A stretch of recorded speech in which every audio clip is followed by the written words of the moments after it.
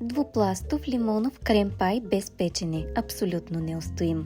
За да си го приготвите, смесете съдържанието на едно пакетче пудинг ванилия с малко захар и го разтворете в мляко. Получената смес се излива във врящо прясно мляко и се връща на огъня, докато се сгъсти. Към получения крем се добавя пакетче лимонови корички. Всичко се разбърква и се оставя да се охлади леко.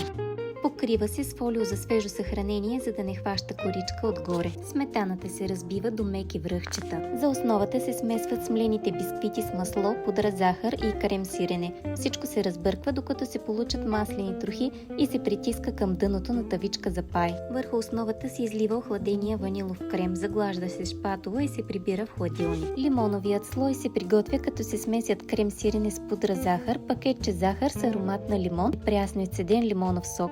Всичко се разбърква и се добавя битата сметана. Разбърква се внимателно с шпатула, за да остане въздушен и нежен. Получения крем се разстила върху ваниловия. Паят се декорира с още сметана и лимони.